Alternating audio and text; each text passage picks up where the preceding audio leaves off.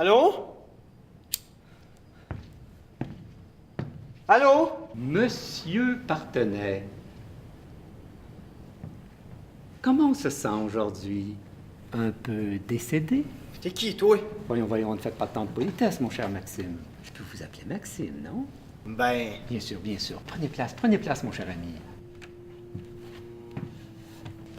Savez-vous où vous êtes? Ben, c'est... Bien sûr, mais savez-vous pourquoi vous êtes ici? Pour être jugé? Pour être jugé. Vous avez été jugé, vous êtes coupable. J'ai pas de... Oh, soudain, monsieur croit qu'il a son mot à dire sur le jugement. Vous n'êtes pas ici en négociation, mon cher Maxime. Je peux vous appeler Maxime, non?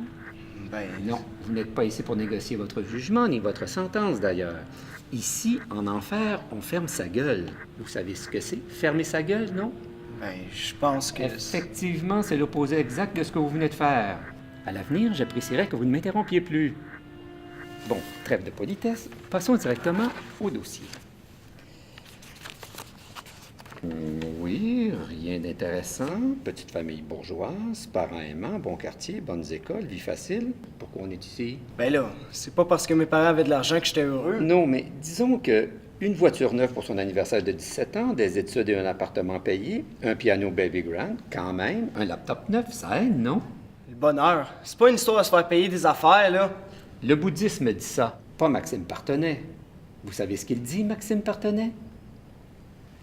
Annexe 3. Ah, voilà, annexe 3. Donc, je cite, vous permettez que je cite, oui, ça va? Donc, c'était en mars il y a 3 ans. Vous discutiez avec Sophie. Vous vous souvenez de Sophie, la petite blonde qui vous dépannait quand Evelyne était au chalet? Oui. Parfait. Donc, Sophie vous demandait d'où vous sortiez tout votre argent puisque vous ne travaillez pas. Et vous lui avez répondu, et je cite, vous permettez de citer, non? Donc, vous lui avez répondu, « Mes parents me payent tout, puis je suis bien de même. » On croirait entendre Bouddha lui-même. Ben là, j'ai juste dit ça comme ça. Plus d'une vingtaine de fois avec de minimes variations. Vous voulez voir les dates? Ça va? On me croit sur parole? Alors, M. Partenay, ce n'était pas des raisons matérielles qui vous causaient tant de chagrin. Si vous le permettez, qu'était-ce donc? Qu'est-ce que ce bonheur utopique auquel vous aspiriez? L'amour. Ah, l'amour. Le bouc émissaire de tous ces malheureux qui s'apitoient sur leur sort. Bon choix. Alors, parlez-moi de cet amour que vous n'avez pas su trouver. Mais là, tu veux que je te dise quoi? Je voudrais savoir quel était le problème avec l'amour. Vous ne sentiez pas aimé? Vous ne sentiez pas capable d'aimer? L'amour était pour vous un fardeau tellement lourd que seul Atlas de Titan aurait pu le porter sur ses épaules? Je pense qu'il n'y a jamais eu une fille qui m'a vraiment aimé pour qui j'étais, là. Certes, mais vous conviendrez qu'il est difficile d'aimer quelqu'un parce qu'il est gâté, infidèle et insensible à toute preuve d'amour. Ah ben oui, on le sait. Moi, je suis un trou de cul, puis le reste de l'humanité, c'est tout du bon monde. Mais non, bien sûr, ils seront punis en temps et lieu. Mais il se trouve que pour vous, le temps et le lieu est maintenant et ici. Ouais, mais je m'en sac, moi! Au-delà de la lumière, il n'y a que le vide. Si vous me cherchez, je serai ici. Hey, fuck you, OK? T'as personne d'autre à faire chier, toi?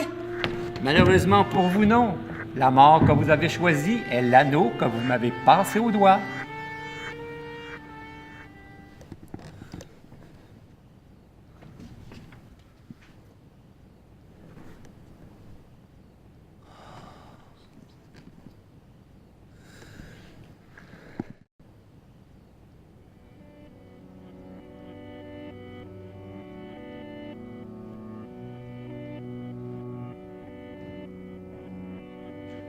Alors, cette marche, ça s'est bien passé? On s'est fait des amis? Pourquoi t'es encore là? T'as pas fini de me torturer? Ah, vous connaissez si peu la véritable douleur que vous hyperbolisez tout. Écoutez, si ce n'était pas moi ici, ce serait le vide. Et l'enfer, ce n'est pas le vide. C'est des pleurs et des grincements de dents. Citation de la Bible.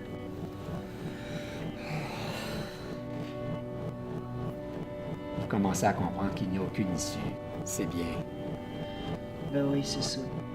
On en a encore pour longtemps. Longtemps. J'adore les gens optimistes. On leur tranche un bras et aussitôt ils vous disent que de toute façon ils préfèrent les sacs à bandoulière. Ça va durer encore longtemps. Pourquoi vous avez un rendez-vous? Ah, tu fais chier!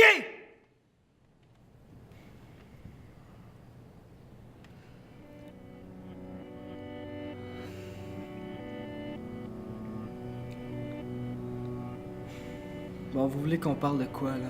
Oh, elle a une attitude qui vous sied mieux. T'es comme le pire psy ever, toi, hein? Et vous, vous êtes le patient le plus mort ever, comme vous dites. Ok, on parle de quoi? Pourquoi pas de cette lettre de suicide? Chère maman, cher papa, j'ai pas voulu que vous trouviez mes derniers mots griffonnés sur un bout de papier, mais j'aurais pas eu le courage de vous en parler. J'ai plus envie de me forcer pour plaire aux autres. J'ai plus envie de jouer le jeu. Je suis fatigué. À bout de souffle. J'ai essayé d'être plus fort comme vous me l'avez enseigné, mais j'y arrive pas. Maman, papa, merci d'avoir été des exemples aussi parfaits pour moi. Merci d'avoir pris soin de moi. Si vous voyez Michael, donnez-lui mes partitions pour qu'il se souvienne des vieilles tunes qu'on joue ensemble. Dites à Marc-André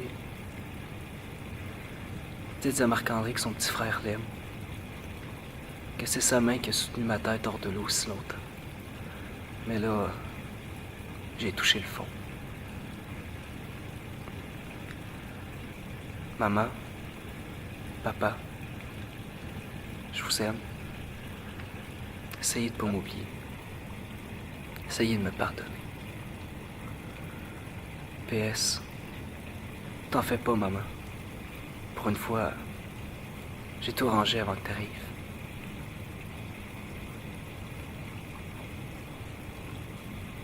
Touchant.